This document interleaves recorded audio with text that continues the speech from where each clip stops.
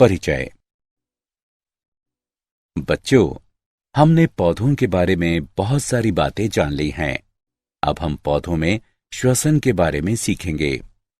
श्वसन वृद्धि, प्रजनन एवं जीवन की अन्य गतिविधियों हेतु ऊर्जा उत्पन्न करने के लिए शर्करा दहन की एक प्रक्रिया है। यदि ऑक्सीजन उपस्थित है तो ये ऑक्सी श्वसन कहलाता है। यदि ऑक्सीजन उपस्थित नहीं है तो ये अनाक्सी श्वसन कहलाता है। और किण्वन में ग्लाइकोलिसिस के विखंडित उत्पाद का उपयोग किया जाता है। लैक्टिक अम्ल किण्वन में लैक्टिक अम्ल बनता है, जबकि एल्कोहल किण्वन में एथेनॉल बनता है। इसलिए इस पूरे मॉड्यूल में हम पौधों में श्वसन के बारे में जानेंगे।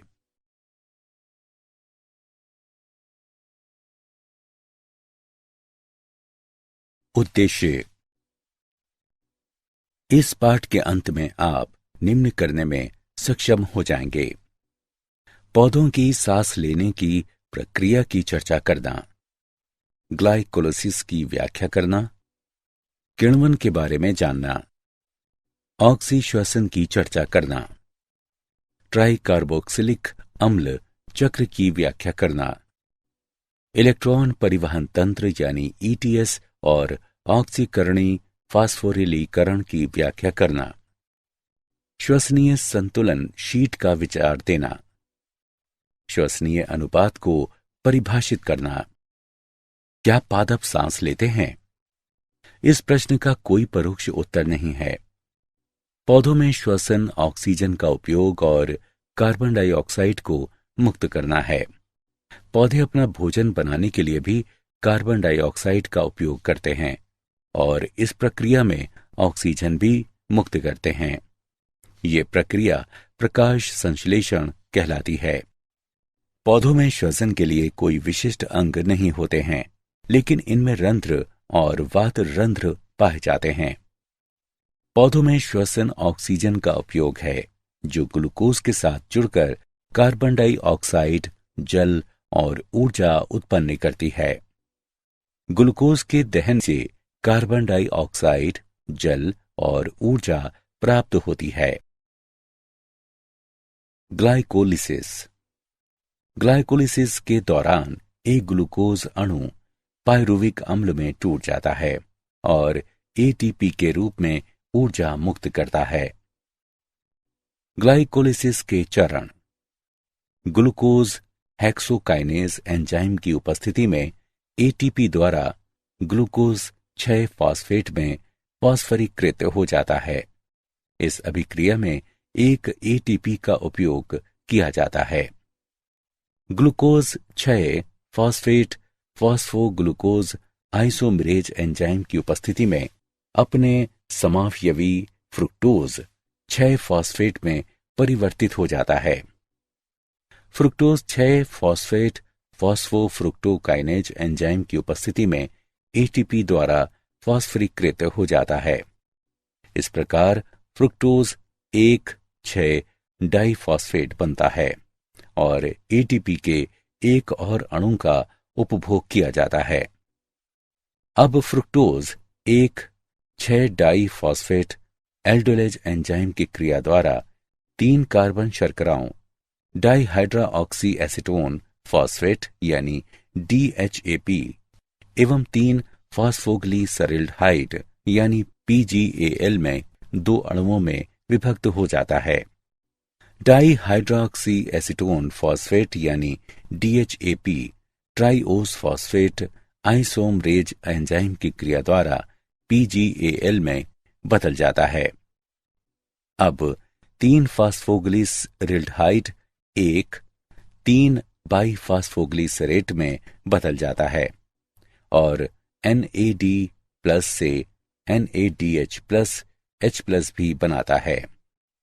3 बाइफॉस्फोग्लिसरेट अब 3 फॉस्फोग्लिसरिफ अम्ल में बदल जाता है और ये ADP से ATP भी उत्पन्न करता है। 3 फॉस्फोग्लिसरिक अम्ल 2 फॉस्फोग्लिसरेट में बदल जाता है और उसके बाद 2 फॉस्फोग्लिसरेट फॉस्फोइनोल पायरुवेट अम्ल में बदल जाता है तथा साथ ही जल मुक्त करता है और अंत में फास्फोइनोल पायरुवेट पायरुविक अम्ल में बदल जाता है और एडीपी से एटीपी भी उत्पन्न करता है। किण्वन सूक्ष्म जीवों द्वारा कार्बनिक यौगिकों के अनाक्सी विखंडन की प्रक्रिया है। उदाहरण के लिए यीस्ट ऑक्सीजन की अनुपस्थिति में अनॉक्सी श्वसन कर सकता है। लैक्टिक अम्ल किण्वन में पायरुविक अम्ल लैक्टिक डिहाइड्रोजिनेज एंजाइम द्वारा लैक्टिक अम्ल में परिवर्तित हो जाता है। अपचयी कारक NADH प्लस H प्लस होता है जो NAD प्लस के लिए पुनः ऑक्सीकृत हो जाता है। एल्कोहल किण्वन में पायरुविक अम्ल एसीटैल्डिहाइड उत्पन्न करने के लिए कार्बन डाइऑक्साइड का एक अणु मुक्त करता है। उसके बाद acetaldehyde NADH plus H plus को पुनः ऑक्सीकृत करता है और तब ये एथेनॉल में अपचित हो जाता है। पायरुविक अम्ल डीकार्बोक्सिलेज और एल्कोहल डिहाइड्रोजिनेज एंजाइम इन अभिक्रियाओं को उत्प्रेरित करता है। ऑक्सीश्वसन। ऑक्सीश्वसन में ऑक्सीजन की उपस्थिति में पायरुविक अम्ल कार्बन डाइऑक्साइड और जल में पूरी तरह से ऑक्सीकृत हो जाता है। ऑक्सी दशाओं में पायरुविक अम्ल क्रेब्स चक्र के माध्यम से ऑक्सीकृत हो जाता है, लेकिन क्रेब्स चक्र में प्रवेश करने से पहले ये सूत्र कणिका अधात्री में प्रवेश करता है, जहां यह डीकार्बोक्सिलीकृत हो जाता है और कोएंजाइम ए के साथ जुड़कर एसिटल कोएंजाइम ए बनाता है। ऑक्सिलिक अम्ल चक्र। ऑक्सीजन की उपस्थिति में सूत्र कणिका के भीतर संपन्न होने वाला श्वसन चक्र क्रेब्स चक्र या ट्राइकार्बोक्सिलिक अम्ल चक्र कहलाता है। क्रेब्स चक्र का प्रारंभ जल की उपस्थिति में सिट्रिक अम्ल बनाने के लिए ऑक्सेलो एसिटिक अम्ल सहित एसिटाइल COA के संघनन के साथ होता है। एकोनिटेज की उपस्थिति में सिट्रिक अम्ल सिस एकोनिटिक अम्ल में परिवर्तित हो जाता है और जल का एक अणु मुक्त होता है। सिस एकोनिटिक अम्ल जल के संयोजन के साथ एकोनिटेज एंजाइम की उपस्थिति में आइसोसिट्रिक अम्ल में परिवर्तित हो जाता है। अब आइसोसिट्रेट डिहाइड्रोजिनेज एंजाइम की उपस्थिति में ऑक्सेलो सक्सीनिक अम्ल बनाने के लिए आइसोसिट्रिक अम्ल से 2 हाइड्रोजन आयन अलग हो जाते हैं। इस दौरान NADH प्लस H प्लस के निर्माण के लिए ये हाइड्रोजन आयन NAD प्लस द्वारा ग्रहण किए जाते हैं। ऑक्सेलोसक्सीनिक अम्ल कार्बोक्सिलेज एंजाइम की उपस्थिति में डीकार्बोक्सिलीकृत होकर अल्फा कीटोग्लूटेरिक अम्ल बनाता है और कार्बन डाइऑक्साइड मुक्त होती है। अल्फा कीटोग्लूटेरिक अम्ल अल्फा कीटोग्लूटेरिक डिहाइड्रोजिनेज एंजाइम की उपस्थिति में कोएंजाइम ए के साथ अभिक्रिया करके सक्सिनाइल कोएंजाइम ए बनाता है। अभिक्रिया के दौरान कार्बन डाइऑक्साइड का एक अणु और हाइड्रोजन आयन का एक युग्म मुक्त होता है। NADH प्लस H प्लस बनाने के लिए हाइड्रोजन आयन NAD प्लस द्वारा मुक्त किए जाते हैं। अब सक्सिनाइल COA सक्सिनाइल थियोकाइनेज एंजाइम की उपस्थिति में सक्सिनिक अम्ल में परिवर्तित हो जाता है। अभिक्रिया के दौरान GTP से GTP निर्मित होता है। अब सक्सिनिक अम्ल सक्सिनिक डिहाइड्रोजिनेज एंजाइम की उपस्थिति में डिहाइड्रोजनकृत होकर फ्यूमेरिक अम्ल बनाता है और 2 हाइड्रोजन परमाणुओं को मुक्त करता है, जो FADH2 बनाने के लिए FAD द्वारा ग्रहण किए जाते हैं। एंजाइम फ्यूमरेज की क्रिया द्वारा फ्यूमेरिक अम्ल मैलिक अम्ल में परिवर्तित हो जाता है। मैलिक अम्ल NAD+ एवं मालेट डिहाइड्रोजिनेज एंजाइम की उपस्थिति में ऑक्सेलो एसिटिक अम्ल में ऑक्सीकृत हो जाता है। हाइड्रोजन परमाणु का मुक्त युग्म NAD+ से NADH+H+ बनाता है। इलेक्ट्रॉन परिवहन तंत्र यानी ETS तथा ऑक्सीकरणीय फास्फोरिलीकरण। ग्लाइकोलिसिस और क्रेब्स चक्र के दौरान ग्लूकोज ऑक्सीकृत हो जाता है और कोएंजाइम NAD+ एवं FAD, NADH+H+ और FADH2 में अपचित हो जाते हैं।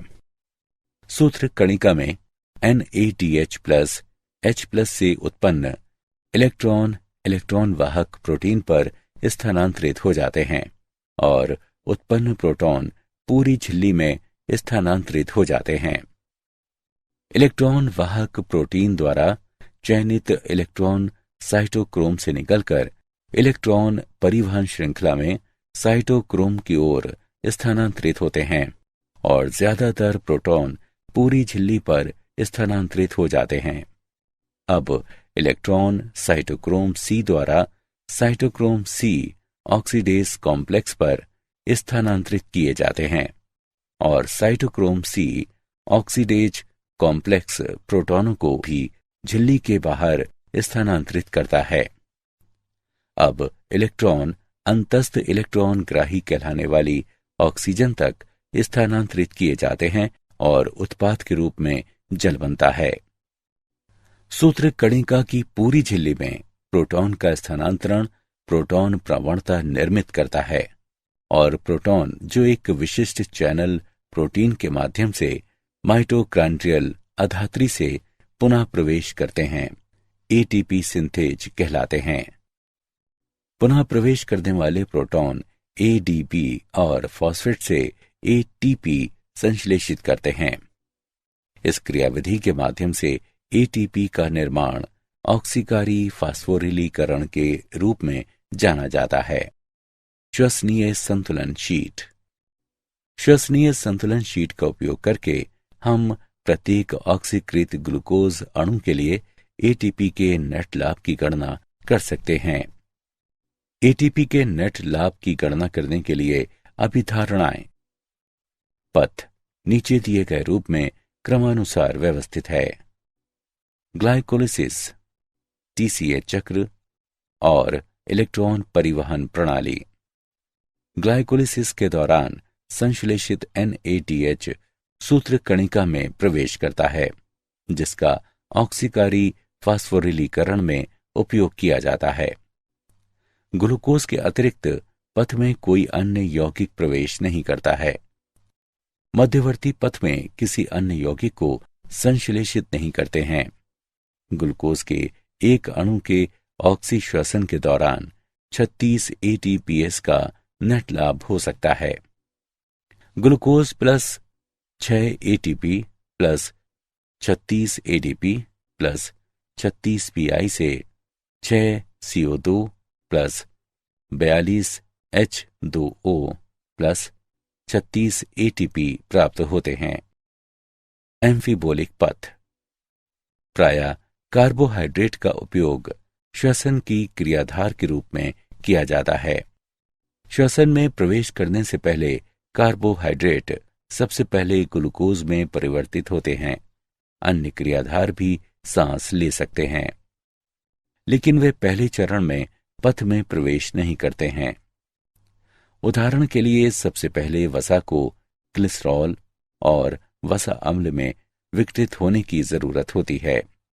वसा अम्ल को एसिटाइल CoA में विघटित होने की जरूरत होती है और उसके बाद वे पथ में प्रवेश कर सकते हैं। इसी तरह ग्लिसरॉल PgAl में परिवर्तित हो जाता है और उसके बाद वे पथ में प्रवेश कर सकते हैं। प्रोटीन में वे पहले अमीनो अम्लों और उसके बाद पायरुविक अम्ल में विघटित होते हैं और श्वसन पथ में प्रवेश करते हैं। अब जीव को वसा अम्लों को संश्लेषित करने की जरूरत होती है, तो पथ से एसिटाइल यानी CoA अलग हो जाता है। इसलिए यह सिद्ध होता है कि पथ अपचय और उपचय दोनों प्रक्रियाओं में शामिल होता है और इस कारण ये एम्फीबोलिक पथ के रूप में जाना जाता है। श्वसनीय अनुपात। ऑक्सी श्वसन में ऑक्सीजन का उपभोग किया जाता है और कार्बन डाइऑक्साइड बाहर मुक्त की जाती है। ऑक्सी श्वसन में मुक्त की गई कार्बन डाइऑक्साइड और उपभोग की गई ऑक्सीजन का अनुपात श्वसनीय अनुपात कहलाता है। RQ बराबर मुक्त हुई CO2 का आयतन बटे उपयोग की गई ऑक्सीजन का आयतन। श्वसनीय अनुपात का मान श्वसनीय क्रियाधार पर निर्भर करता है। श्वसनीय अनुपात की गणना। कार्बोहाइड्रेट्स के लिए C6H12OH प्लस 6O2 से 6CO2 प्लस 6H2O प्राप्त होता है। श्वसनीय अनुपात की निम्नानुसार गणना की जा सकती है। 6CO2 बटे 6O2 बराबर 1.0। वसा के लिए 2C57H110O6 प्लस 163O2 से 114 CO2 प्लस 11H2O प्राप्त होता है। श्वसनीय अनुपात 114 CO2 बटे 163O2 बराबर 0.7। प्रोटीन के लिए श्वसनीय अनुपात का मान 0.9 होता है।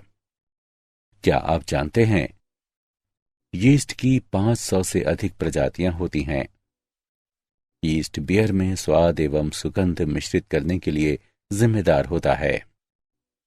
यीस्ट वंश सैकरोमाइसीस का सदस्य है, जिसका अत्यधिक वाणिज्यिक महत्व होता है क्योंकि ये बियर, वाइन आदि बनाने के लिए जरूरी होते हैं। सारांश।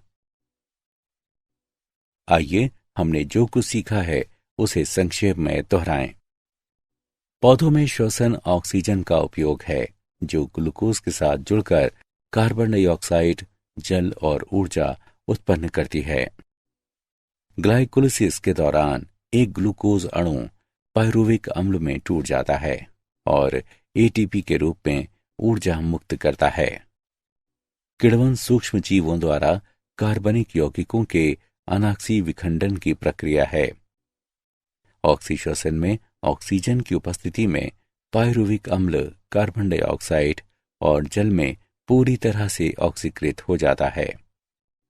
ट्राई कार्बोक्सिलिक अम्ल चक्र ऑक्सीजन की उपस्थिति में सूत्र कणिका के भीतर संपन्न होने वाला श्वसन चक्र है और ये क्रेब्स चक्र भी कहलाता है। इलेक्ट्रॉन परिवहन प्रणाली के माध्यम से एटीपी का निर्माण ऑक्सीकारी फास्फोरिलीकरण कहलाता है। ग्लूकोज के एक अणु के ऑक्सी श्वसन के दौरान 36 एटीपीएस उत्पन्न होते हैं। श्वसन पथ एफीबोलिक पथ है। ऑक्सी श्वसन में मुक्त की गई कार्बन डाइऑक्साइड और उपभोग की गई ऑक्सीजन का अनुपात श्वसनीय अनुपात कहलाता है।